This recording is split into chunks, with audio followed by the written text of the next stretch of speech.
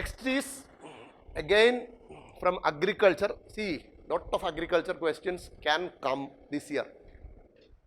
Because if you look at the newspapers, there are different varieties of agriculture related news. It's related to subsidies.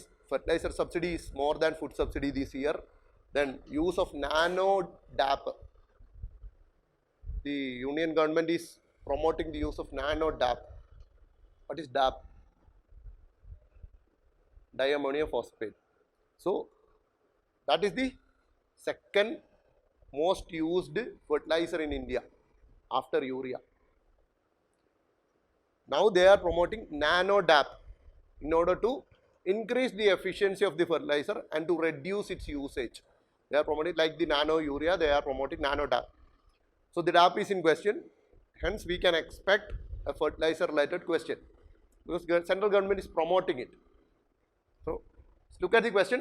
Potash derived from molasses is an additional source of revenue for crude oil refineries. You have a PhD in this subject. Botany, zoology, botany. Molasses from sugarcane. That's it. See, instead of this crude oil refineries, the actual statement is sugarcane mills. Molasses prepare ചെയ്യുന്ന sugarcane mill ൽ നിന്നാണ് ഏറ്റവും കൂടുതൽ വരുന്നത് അല്ലേ? Sugarcaneന്റെ മറ്റേ waste. So first statement is wrong. Then the next one, PDM manufacturers can also claim subsidy under nutrient based subsidy scheme. That's true. Currently in India, potash as a fertilizer is totally imported in the form of muriate of potash. So that's an extreme statement. If you work out the strategy, it can go wrong. Already പറഞ്ഞു strategies wrong ആയി പോകുന്ന സാഹചര്യങ്ങളുണ്ട്. Still wrong ആകും ആയിക്കോട്ടെ. മനസ്സിലായോ? Strategies will not be 100% efficiency. So if you get 90% of the questions right, don't care about the 10%. അത് തെറ്റിക്കോട്ട്. Okay, എത്ര പേർക്ക് ശരിയായി? Answer is 2 and 3 only. 1 is wrong, 2 and 3 are right. Oh, look at the statement. See, these can be confusing in the prelims exam hall. Totally imported. So it is totally imported. So if India uses this potash derived from molasses, we can reduce the import. That is the significance of this question.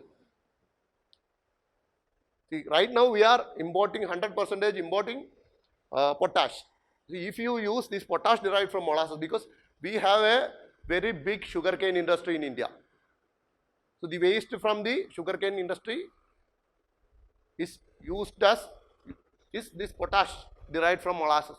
We get molasses from sugarcane industry, so it can be converted into potash. So if we use that technology, the MRP of potash fertilizer will get reduced and we can also reduce the import. Okay. ഇങ്ങനെ വേണം significance മനസ്സിലാക്കി news വായിക്കാൻ. എങ്ങനെ news വായിക്കുന്നേ ഇല്ലല്ലോ. Next is very much in news. Very much in news. And it's in daily newspaper, TV and FM and everywhere.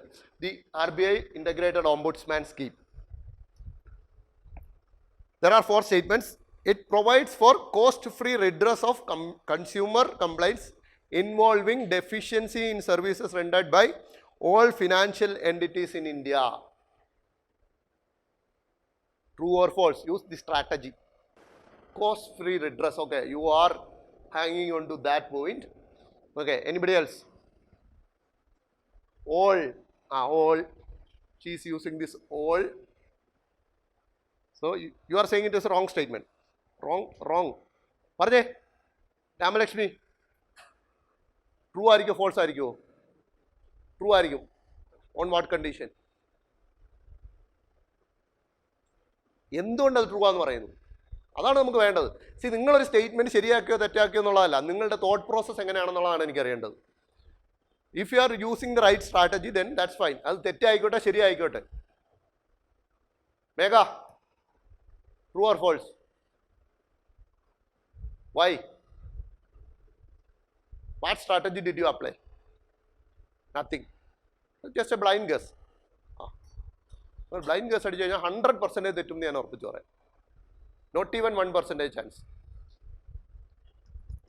ഇവിടെ Karavaloor true or false അറിഞ്ഞുകൂടാ. So you are living it. അതാണ് നല്ലൊരു choice. അറിയത്തില്ലെങ്കിൽ blind guess അടിക്കാൻ നിൽക്കരുത്. എന്തെങ്കിലും strategy പ്രയോഗിക്കണം. തെറ്റായിക്കോട്ടെ ശരിയായിക്കോട്ടെ, നമുക്ക് പറയാൻ സ്ട്രാറ്റജി ഉണ്ടാവണം. അല്ലെങ്കിൽ അത് എഴുതാതിരിക്കുന്നത് ബെസ്റ്റ്. ആദ്യ true, why? So that's a good thought process. But അത് ഏറ്റവും വലിയ തെറ്റിലേക്ക് നയിക്കുന്ന ഒരു സാധനമാണ്. Integrated means they have integrated 3 different ombudsman schemes. അതുകൊണ്ടേ ഉള്ളൂ. അല്ലാതെ എല്ലാത്തിനും ഇൻ്റഗ്രേറ്റ് ചെയ്യുന്നു എന്നുള്ള, അതുകൊണ്ട് ഞാൻ പറഞ്ഞത് ആ ഒരു രീതിക്ക് ചിന്തിക്കരുത് ഒരിക്കലും. പക്ഷെ അങ്ങനെ ചിന്തിച്ചാൽ തെറ്റാനുള്ള ചാൻസ് ഉണ്ട്. ഞാൻ അങ്ങനെ ചിന്തിക്കാൻ നിങ്ങളോട് പറഞ്ഞിട്ടേ ഇല്ല സ്ട്രാറ്റജീസിൽ. അല്ല, അതാണ് അതിൻ്റെ point. See, all the financial entities in India are not regulated by RBI. Many are registered with SEBI. അല്ലേ? പല സ്ഥലങ്ങളിൽ അഫിലിയേറ്റ് ചെയ്യുന്ന ഡിഫറെൻറ്റ് ഫിനാൻഷ്യൽ എൻറ്റിറ്റീസ് ഇന്ത്യയിലുണ്ട്. So those that are regulated by RBI will come under this scheme. So all the financial entities is wrong. Those that are regulated by RBI will come under this scheme, and it is a cost-free redressal mechanism. It's cost-free. You need not pay anything. Only condition is that you first need to approach the financial entity, whether it is a bank or NBFC.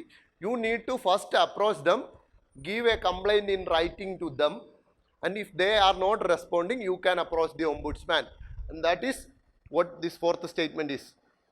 Complaints which are filed directly with the ombudsman without first being taken up with the financial entity concerned in writing is not covered under this scheme. See, you cannot directly approach an ombudsman and say that that bank is not delivering services. You need to first go to the bank, complain to them in writing, and if they are not responding, you can go to the ombudsman. If you directly go to the ombudsman without going to the bank, they will not take the complaint. So the statement 4 is right. Then an RBI ombudsman is a senior official of RBI appointed by RBI. True or false? It's true. This scheme is jurisdiction neutral. Jurisdiction neutral. What is that? The judgments of Supreme Court are jurisdiction neutral. True or false? False. Why? Why? Supreme കോടതി പുറപ്പെടുവിക്കുന്ന ഒരു വിധിക്ക് കേരളത്തിൽ ഒരു സ്വഭാവവും തമിഴ്നാട്ടിൽ വേറൊരു സ്വഭാവമാണോ? India full ഒറ്റ സ്വഭാവമല്ലേ ഉള്ളൂ. അതാണ് ജൂറിസ്ഡിക്ഷൻ ന്യൂട്രൽ എന്ന് പറയുന്നത്. So the RBI ombudsman scheme is carried out by the Central Bank of India.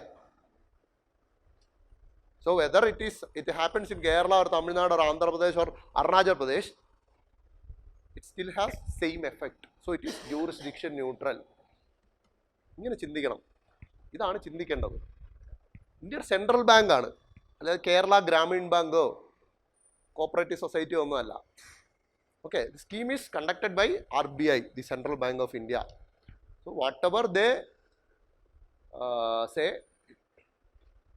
it has impact all over India. So any 3 is the right answer.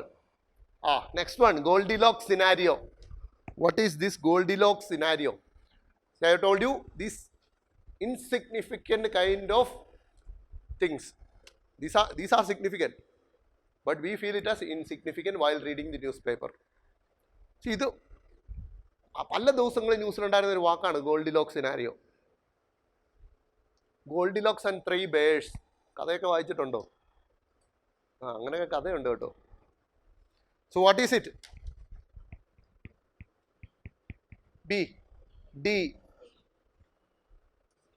C.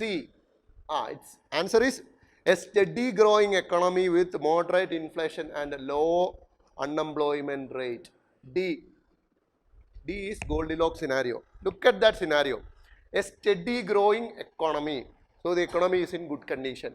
Steady growing with moderate inflation. Inflation is not too much high or not too much low. With low unemployment rate. See, That's a good thing for a ruling government, a good thing for the country, right? Unemployment is low, inflation is moderate, and the economy is steadily growing. That is what an economy needs.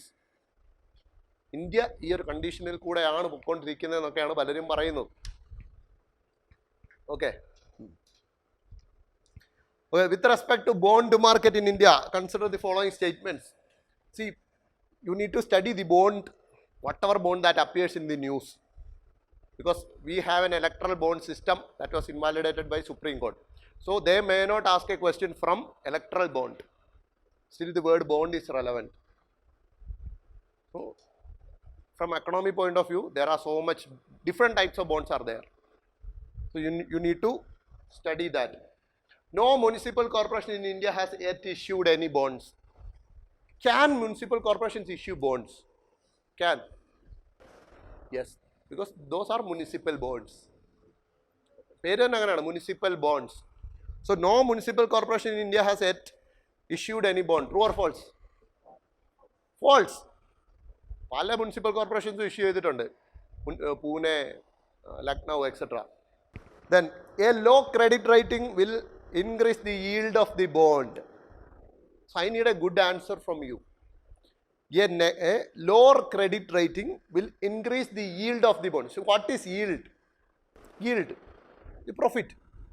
Profit from a bond.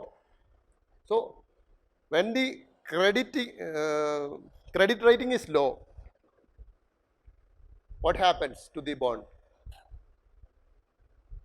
What happens to the bond? So what is the relation between bond price and bond yield? Inversely. So if bond price is low, yield will be more. So what happens to the bond price if credit rating is low? The bond price decreases. What value? Bond value means bond price. പറ, ബോണ്ടിന് law credit rating ആണെങ്കിൽ ബോണ്ടിൻ്റെ പ്രൈസിന് എന്ത് സംഭവിക്കും? Price കൂടും. Say, okay, let us leave the bond thing. See, there is a Chinese mobile with a low rating in Flipkart. Will you buy it? Will you buy it? So naturally, what will happen to its price? Will it increase or decrease? It will decrease. Right? Same will happen with the bond. If the credit rating is low, nobody will like to purchase it. Right? Credit rating കുറഞ്ഞ ഒരു bond മേടിക്കാൻ, because it is riskier. Right? Bond riskier ആണ്. So naturally, the demand for the bond will decrease. When the demand decreases, the price will increase or decrease? Decrease. So when the price decreases, yield increases. മനസ്സിലായോ? ഈ thought process use ചെയ്ത ആരെങ്കിലും? Great. എന്നിട്ട് തെറ്റിച്ചോ? Good. So the statement 2 is right. And the statement 3, foreign investors cannot purchase G-Secs issued by Government of India. Foreign investors cannot purchase government securities issued by Government of India. True or false? False. Foreign investors can purchase. What about NRIs? NRIs cannot purchase in most of the cases, but with some certain exceptions, they can purchase. Okay, so statement 1 and 3 are wrong. Incorrect. The statement is about not correct. So statement 1 and 3 are not correct. 2 is right. Okay, see, look at all these questions. If you know the basics, you can easily crack the answer. With reference to expenditure made by an organization or company, which of the following statements are correct? This is also from NCERT. Acquiring new technology is capital expenditure. True or false? It's true. Second one, debt financing is considered capital expenditure while equity financing is considered revenue expenditure. It's reverse. See, debt financing is considered what? Revenue expenditure. It is a revenue. Okay, so 1 only is the right answer.